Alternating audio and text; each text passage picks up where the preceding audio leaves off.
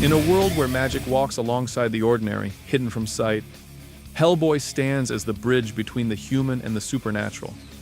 The films directed by Guillermo del Toro not only expand the lore of the Red Half-Demon, but also open the doors to a universe that, were it not for him, might still remain hidden from most of the public. A universe where mythological creatures, forgotten gods and monsters, still breathe through the cracks of our modern reality. Behind every battle and every difficult decision that Red has made, there is a whole gallery of beings that embody fear, beauty, and tragedy. From cosmic spawn with Lovecraftian tones to beings of nearly extinct beauty, Hellboy's bestiary is as vast as it is fascinating.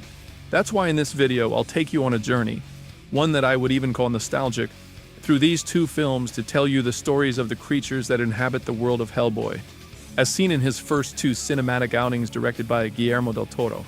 Here we'll explore not only their appearance and abilities, but also their origins, symbolism, and the role they play in the delicate balance between the magical and human worlds, showing that in this universe, monsters aren't always the villains, and humans aren't always the heroes. To begin this list, we have the protagonist himself, Hellboy, also known as Anon Unrama, or simply Red. He is one of the most unique figures in the world of comics and cinema. Although he was born in Hell as the son of the demon Azael and the human witch Sarah Hughes, he was raised on Earth by Professor Trebor Brutenholm, who found him during a military operation in the midst of World War II. The Nazis, led by occultist Grigory Rasputin, were trying to summon dark forces to win the war, but instead they brought forth little Hellboy, already bearing his stone right hand, the legendary right hand of doom. This hand is in fact the right hand of Anom, an ancient celestial spirit who created the Ogdru Jahad, chaos gods inspired by Lovecraftian mythology. This hand makes Hellboy the key to the apocalypse, destined to release these entities and bring about the end of the world. However, having been raised with affection by humans, Hellboy rejects this prophesied destiny and chooses to protect humanity instead. Throughout his life, Red becomes the main agent of the B.P.R.D, or Bureau for Paranormal Research and Defense, battling supernatural creatures such as witches, vampires, and demons. Though he has a demonic appearance with red skin, a tail, filed-down horns, and a towering physique over 6.5 feet tall, his soul is that of a protector. His powers include superhuman strength, extreme resilience, accelerated healing, and longevity. He can withstand high temperatures, see in the dark, and communicate with magical beings. His most famous weapon is the Good Samaritan, a massive gun with blessed ammunition, ideal for fighting supernatural threats. Despite his impulsive temperament, Hellboy is a noble and loyal being, and deep down, profoundly human. His story is that of someone who was born to destroy the world, but chose to save it. More than an anti-hero, Hellboy is a symbol of free will, the demon who refused to be a villain. We now move on to one of Hellboy's greatest allies, Abe Sapion. Also known as Abraham Sapien, or simply Blue, he is one of the most intriguing characters in the Hellboy universe. With his amphibious appearance and refined manners, Abe combines the mystery of a mythological being with the intellect of a remarkably brilliant scientist. His origin is full of enigmas. He was discovered in 1978 by workers who found a hidden chamber beneath St. Trinian's Hospital in Washington, D.C., where a strange creature was submerged in a tank. Next to him was an inscription with the date of Abraham Lincoln's assassination, April 14, 1865, which inspired his name. With no memory of his past life, Abe was taken to the B.P.R.D, where he was studied. Eventually, he proved not only to be peaceful, but also extraordinarily intelligent, empathetic, and useful.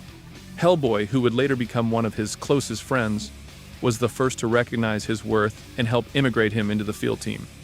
In the comics, it's revealed that Abe was originally a 19th century human named Langdon Everett Call, a scientist linked to an occult society that worshipped sea deities. A ritual triggered his transformation into the creature we know today, and his body was sealed away for over a century until it was discovered. In Guillermo del Toro's films, Abe stands out for his wisdom and special abilities. He possesses both psychic and psychometric powers, which allow him to perceive emotions, sense spiritual traces, and read the history of objects simply by touching them. His mind is highly developed. He can read multiple books at once and solve scientific and arcane puzzles with great ease. He also serves as the team's medical and analysis expert. Physically, Abe has an amphibious physiology that allows him to breathe underwater and swim with great agility. While he needs a breathing apparatus outside of water, he remains a capable fighter and a valuable investigator. His calm and rational demeanor contrasts with Hellboy's impulsive nature, creating balance within the team. Elizabeth, or Liz Sherman, is one of the most tragic and at the same time most powerful characters we see in the films. Despite being human, her ability to generate fire with her mind, also known as pyrokinesis, made her, from a young age, feared, misunderstood, and extremely dangerous. Her story begins with tragedy. At just 11 years old, unable to control a surge of her power, she caused an explosion that destroyed an entire city block, killing 32 people, including her own parents. Since then, Liz lived tormented by guilt, isolated from the world, and under the custody of the B.P.R.D, where she was studied as a latent threat. For years, she battled depression, insecurity, and a constant fear of losing control. But everything changed when she met Hellboy. He wasn't just the first to treat her with compassion, he also became her closest friend and later, her partner. In Guillermo del Toro's films, Liz is portrayed as a reserved and introspective woman. In the first movie, she tries to stay away from the team, having voluntarily admitted herself into a psychiatric hospital. However, when Rasputin manipulates her to unleash her power, she rejoins the Bureau and begins to accept who she is. In the sequel, The Golden Army, her relationship with Hellboy deepens, and by the end of the film, she reveals she is pregnant with twins, tying her destiny even further to the demon who chose to be a hero. Liz possesses one of the most destructive powers on the team. She can generate and manipulate fire, cause massive explosions, and engulf herself in flames. In the comics, it's even shown that she can levitate. But her greatest battle isn't on the battlefield. It's within herself. Accepting that her power and her past do not define who she is, but rather her will. Through her missions, she proves she can be both a devastating weapon and a fierce protector. Johann Krauss is a rather intriguing character who appears in the second film. At first glance, he looks like a man inside a pressurized suit, but in reality, he is an ectoplasmic life form, a bodiless consciousness that survives thanks to advanced technology. His origin traces back to Germany, where as a child he manifested psychic abilities that allowed him to see spirits. Over the years, he became a renowned medium, using his gift to communicate with the dead and assist the living. Everything changed after a tragic accident during a spiritual seance, when a massive release of psychic energy destroyed his physical body. Against all odds, his essence survived. To prevent himself from dissipating into the spiritual plane, Krauss turned to the Bureau, where scientists developed a special suit to contain his ectoplasmic form and allow him to interact with the physical world. In the comics, Johann becomes an essential investigator for the Bureau, using his abilities to contact spirits, temporarily give them form, and even possess objects and lifeless bodies to assist in missions. He can control machinery, manipulate corpses, or manifest himself as a sentient mist. He does not need to eat, sleep, or breathe, making him unstoppable, as long as his suit remains intact. In Hellboy 2, Krauss is introduced as the new leader of the team following Hellboy's public recklessness. While at first he seems like a cold and strict bureaucrat, his more human side is soon revealed. He has a sense of humor, deeply respects his teammates, and despite frequent clashes with Hellboy, proves to be a true hero. His intervention is keen in tracking Prince Nuada and stopping the threat of the Golden Army. He even risks his own existence by leaving his suit to possess one of the Golden Soldiers in the middle of battle. Although the film does not fully reveal his past, there are hints of a tragedy involving the death of his wife, which adds emotional depth to his otherwise methodical personality. Looking into the darker side of the Hellboy universe, the Ogdru Jahad are the ultimate enemies, 7 cosmic entities known as the Gods of Chaos, whose awakening would bring about the destruction of the world as we know it. As mentioned earlier, these creatures were created by Anum, who stole a portion of God's sacred fire to create life on his own. With that power, the Ogdru Jahad were born, primordial spawn of chaos that carry the seeds of the apocalypse. However, upon witnessing what his brother had created, The rest of the Watcher's spirits united to imprison them. With the aid of Anum's right hand, they sealed the Ogdru Jahad in a crystal prison at the edge of the universe, where they remain dormant, though never completely gone. Inspired by the great old ones from H.P. Lovecraft's mythology, the Ogdru Jahad have forms that are nearly impossible to describe. Amalgamations of tentacles, multiple eyes, serpentine bodies, and features that defy human logic. Just seeing them can drive a person insane. In the 2004 film, the occultist Grigory Rasputin attempts to open a dimensional portal to release them. His bond with these entities grants him immortality and dark powers, making him their primary executor. To fulfill their will, he summons Sammael, the Hound of Resurrection, one of the Ogdru Jahad's offspring, and later fuses with a creature known as the Behemoth, another of their monstrous spawn. These descendants, though lesser in power, possess monstrous abilities such as multiplication, regeneration, colossal strength, and a direct connection to chaos. Through them, the Ogdru Jahad extend their influence while remaining imprisoned, manipulating humans with visions and promises of a new Eden, following humanity's annihilation. In the comics, the Ogdru Jahad play an even more direct role, going so far as to possess human bodies or use witches to open portals. They are considered virtually invincible, and their release would mark the beginning of the end. Despite their slumber, their shadow constantly looms over Hellboy's world.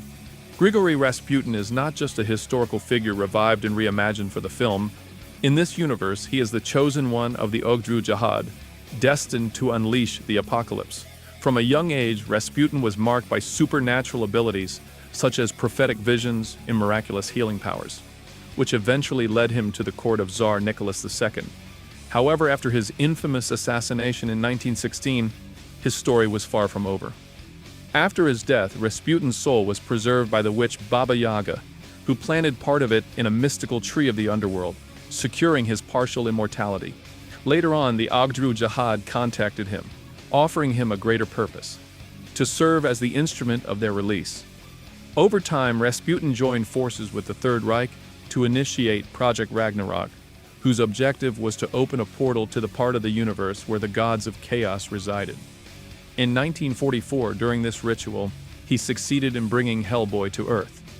However, his plans were thwarted by Allied forces, specifically a U.S. military unit accompanied by Professor Trevor Bruttenholm, during which Rasputin was killed. After dying during the failed ritual, his body was resurrected 6 decades later by his loyal followers, Ilsa and Cronin. Reinforced by the internal presence of the Behemoth, Rasputin became nearly invincible, capable of returning to life after every death. He used the creature, Sammael, to sow chaos, intending to keep the B.P.R.D. agents occupied, while he tried to convince Hellboy to fulfill his destiny and bring about the end of the world. Although gifted with magical abilities, supernatural longevity, and prophetic insight, Rasputin's greatest weakness is his dependence on his cosmic masters. When he fails them, he is punished brutally, and in the film's climax, after failing to achieve his goal, the monster inside him completely destroys him. On the other hand, Sammael, introduced in the first film, and also known as the Desolate One, or the Hound of Resurrection, is one of the most dangerous and difficult to destroy creatures Hellboy has ever faced. This beast of chaos is not only a massive physical threat, but also represents a living plague, as it can multiply by 2 every time it is destroyed. This is particularly disturbing because it means that if the threat isn't handled properly, Sammael could multiply exponentially and single-handedly wipe out the world. This creature was released from its prison by Rasputin, who used ancient incantations to free it from its containment in salts known as Tears of Angels, and thus summon its physical form. Samiel is a grotesque mix between an amphibian creature and an infernal hound. Its body is covered in scales, adorned with cephalopod-like tentacles, asymmetrical eyes, and powerful claws, making it a visually memorable monster. One of its most interesting features is its ability to use its right ulna bone, one of the forearm bones, as a retractable club, which serves both for climbing and for attacking enemies with enough force to crush steel and concrete. Its design, meticulously crafted, merges cosmic horror with animalistic traits, reflecting a clear H.P. Lovecraft influence in every aspect of its anatomy. Despite all that, the most dangerous trait of Samiel is its use of a split tongue to implant eggs into its victims, allowing its offspring to be born inside living beings. With all these abilities in the film, Sammael plays the role of brute force at Rasputin's service. While the main villain carries out his plan to release the Ogdru Jahad, Sammael unleashes chaos, confronting Hellboy and the Bureau to distract them and buy time.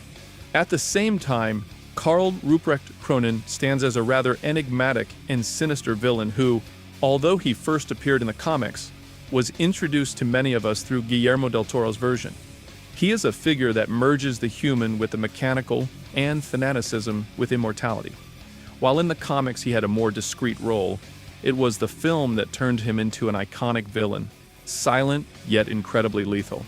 Born in Munich in 1897, Cronin was a child prodigy in opera singing, whose career was abruptly cut short by puberty. From that moment, his life took a dark turn. Obsessed with control and perfection, he developed a condition known as surgical dysmorphophobia. This obsession led him to voluntarily mutilate himself, removing his eyelids, lips, and nails, turning his body into a grotesque experiment. Over time, Cronin became a brilliant engineer, specializing in clockwork mechanisms, and he applied that knowledge to his own body. He modified his spine, designed a mechanical hand, and created an artificial heart that he had to wind up like a clock before entering combat. This fusion of flesh and machine made him resistant to pain, immune to aging, and practically immortal. He was recruited by the forces of the Third Reich and quickly rose through the ranks as their most efficient assassin. His absolute loyalty to Grigory Rasputin led him to become part of Project Ragnarok. During the portal opening in 1944, Cronin was gravely injured, but survived thanks to his condition, which essentially made him undead. Decades later, his body was reactivated to assist in Rasputin's resurrection and to continue his mission. Silent, deadly, and always hidden behind a mask, Cronin faced Hellboy in a duel, but was ultimately defeated and crushed by a massive gear that Hellboy dropped on him after falling into a spiked trap. Though defeated, it is speculated that he is still alive, trapped forever beneath the ruins of Rasputin's mausoleum. His mechanical design, swordsmanship, and chilling presence made him one of the most memorable villains in the films. In contrast, in Hellboy 2, The Golden Army, one of the most beautiful and tragic creatures we encounter is the forest god, the last of its kind. This majestic entity represents nature itself, life, growth, and death in balance. It is not merely a monster, but an ancient deity that once walked among the elves, guarding the world's primeval forests. The elemental is awakened by Prince Nuada as an act of vengeance after the death of his loyal ally, Mr. Wink. Inside a golden container lies its seed, a small green bean-shaped object that, upon contact with water, sprouts and unleashes this ancient being. Its emergence in the middle of New York transforms a section of the Gray City into a field of roots, flowers, and the primal fury of this vegetal god. According to the official novelization in Guillermo del Toro's commentary, this creature is not evil. It was a being of balance, part of a lineage extinguished by human expansion and environmental destruction. Nuada, when releasing it, uses it as a weapon, though with sorrow. He himself acknowledges its value as a giver of life and a symbol of what the world has lost. The elemental rises as an imposing figure, with a vegetal body, tentacles in place of limbs, and a head resembling a closed flower. Its attacks rely on crushing everything in its surroundings with immense strength. Due to its connection with the earth, it can grow roots, cause chaos in man-made structures, and transform asphalt into fertile soil where plants sprout. Even so, it possesses awareness, responding to Nuada and seemingly understanding its environment. Hellboy is faced with the difficult decision to eliminate it. Though he understands that it is the last of its species and does not act out of malice, he knows that letting it roam free would put many innocent lives at risk. With one shot from his big baby shotgun, he ends its life. As it dies, the elemental literally blossoms, covering the city with vegetation as its final fertile breath. Thus, this creature becomes a symbol of what was lost, of what could still bloom, and of the price Hellboy pays by choosing the human side in a world increasingly disconnected from magic and nature. In a complementary role, the elves of the second movie are portrayed as an ancient and mystical race known as the Children of the Earth. These magical beings, inspired by Celtic mythology, once lived in harmony with humans, until the latter's greed sparked a devastating war. Led by King Balor, the elves witnessed the destruction of their world due to human expansion, which drove the desperate monarch to authorize the creation of the Golden Army. Though this mechanical legion annihilated all in its path, Balor, horrified by its indiscriminate slaughter, sealed the army away and signed a truce, splitting the crown that controlled the automatons into 3 fragments. 1,000 years later, Prince Nuada, who had exiled himself in protest of the peace with humanity, returns determined to reclaim the crown and unleash the Golden Army once again. He believes that humanity is doomed to destroy all that is magical, and thus justifies total war to preserve what remains of the ancient world. His twin sister, Princess Nuala, however, pleads for peace. The two share a mystical bond that connects them spiritually, emotionally, and physically. Any wound or emotion suffered by one is also felt by the other. This connection plays a key role in the story's resolution. When Hellboy defeats Nuada but refuses to kill him, the prince, humiliated, attempts to strike Hellboy from behind. To stop him without forcing Hellboy to commit murder, Nuala stabs herself in the heart. Instantly, Nuada suffers the same mortal wound and collapses beside her, realizing in his final moments that he has lost his one true connection. The elves, long-lived, wise, and powerful in both magic and combat, see their legacy extinguished with the death of the royal twins. With the fall of Nuada and Nuala, not only is a family lost, but also the last hope for coexistence between humans and magical beings. Their story is a lament for the lost balance between nature and civilization, and a tragic reminder that even the noblest intentions can lead to destruction when blinded by rage and vengeance. Moving on to the trolls, specifically Mr. Wink, who is an imposing and brutal creature remembered not just for his strength, but also for his loyalty. Mr. Wink is a cave troll, an ancient warrior who fought in the wars between humans and magical beings thousands of years ago. During those conflicts, he lost his right hand, which was replaced by a powerful mechanical fist that can be launched like a projectile and retrieved with an integrated chain. This appendage can even move autonomously, possibly through magical means. Mr. Wink is Prince Nuada's closest and most loyal ally, following him even into exile after the prince rejected his father's truce with humanity. More than a servant, Wink is Nuada's friend and confidant, complementing his strength, resolve, and disdain for humans. In the movie, Mr. Wink first appears training alongside Nuada. He also plays an active role in the assault on the auction house, where they obtain one of the fragments of the B.P.R.D crown, leading behind a trail of chaos fueled by thousands of carnivorous tooth fairies. His most notable confrontation takes place in the mythical troll market, when the B.P.R.D team arrives seeking clues. Wink violently attacks Abe Sapion, which leads to a fierce battle with Hellboy. Despite his immense durability, and the fact that not even Red's punches seem to faze him, the tide of the battle turns when Hellboy severely damages Wink's mechanical fist. Blinded by rage and ignoring his opponent's warning, Wink attempts to use his weapon one last time. However, his arm becomes entangled in a garbage compactor, dragging him into a brutal death as he is crushed between the machine's grinding gears. We now arrive at the Golden Army, the namesake of the second film. This battle force stands as one of the most overwhelming creations seen in Hellboy 2. It is a legion of nearly 5,000 mechanical warriors, built centuries ago by the goblins at the request of King Balor. Animated by magic and designed to know neither fatigue nor compassion, the soldiers of the Golden Army decimated all in their path, annihilating soldiers, civilians, animals, and even allies who dared to stand in the way. Each automaton is made entirely of gold and features intricate internal gears. Their dormant spherical form opens up to reveal their heads and limbs. When activated, their bodies emit an orange glow from their core, powered by a magical energy source linked to the crown of B.P.R.D, the artifact that controls them. This crown was split into 3 fragments after the war, as a symbol of the peace pact between humans and elves. It was enchanted so that only someone with royal blood could activate it and wield command over the warriors. The Golden Army's abilities are formidable. As mechanical beings, they possess superhuman strength, extreme durability, flaming blades as weapons, and, most importantly, the ability to self-repair.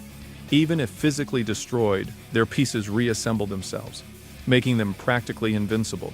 This magical regeneration allows them to fight indefinitely, unless the crown is destroyed. When Prince Nuada returns from exile with the intent of reuniting the crown fragments and unleashing this force upon humanity once more, he succeeds and awakens the army, which follows his commands obediently. However, as the son of Asel, Lord of Hell, Hellboy belongs to a demonic royal lineage, giving him the right to challenge Nuada for control of the army, and he wins this duel. After his victory, Liz Sherman destroys the crown, deactivating the army once and for all, or so it seems.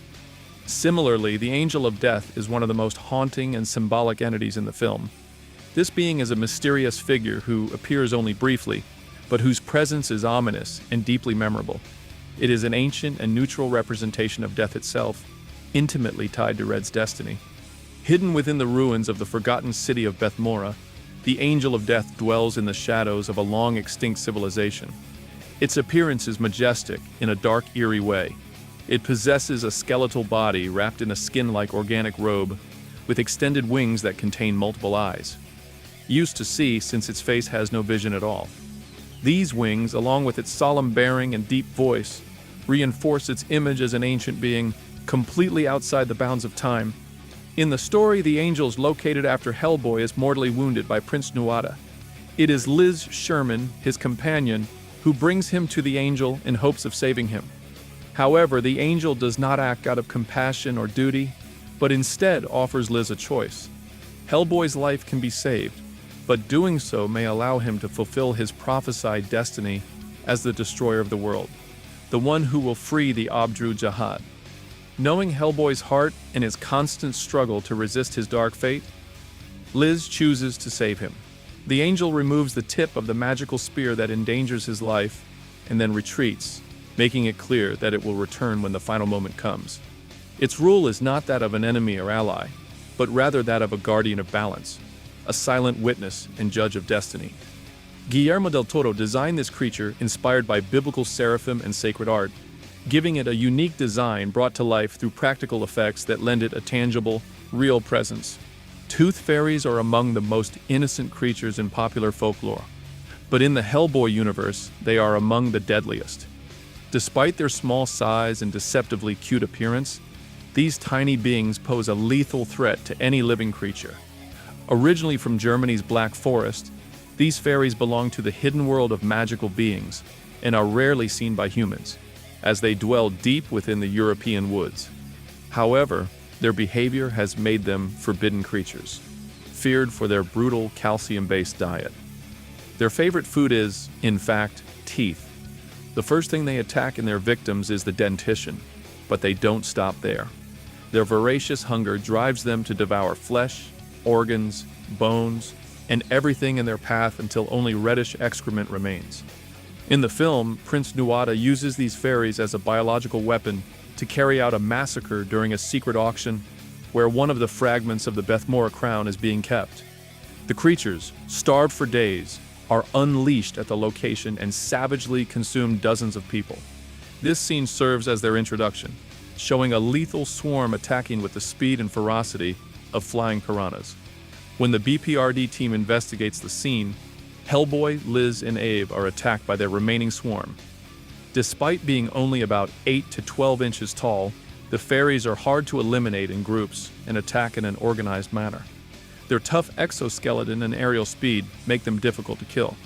As a result, Liz is forced to exterminate them using her fire powers. Visually, the tooth fairies are a blend between insect and crustacean, with the upper part of their bodies appearing humanoid, wings resembling withered leaves, and jaws full of flat teeth.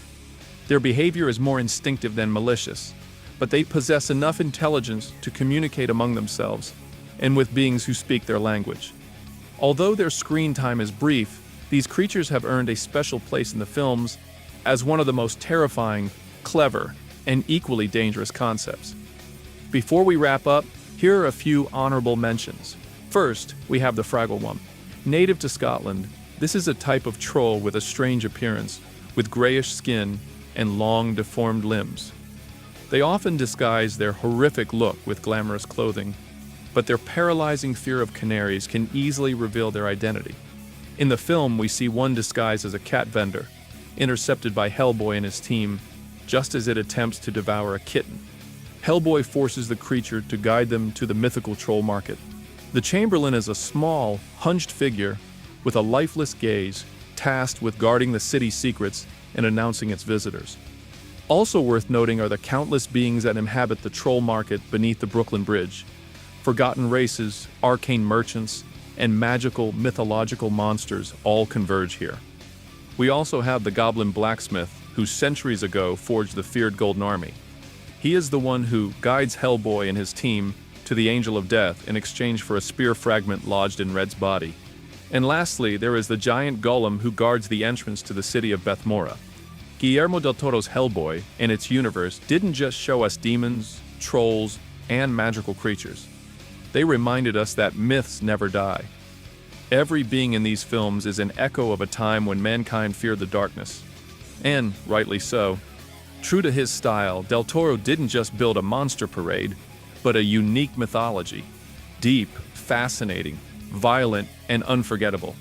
In it, every creature has a story and a purpose. And with that, we come to the end of this video. I hope you enjoyed it. If you did, remember to leave a like, subscribe if you haven't yet, and activate the notification bell to stay up to date with my new uploads. See you in the next one. Hey, don't go just yet. If you enjoyed my video, I'd love to recommend another one for you to watch.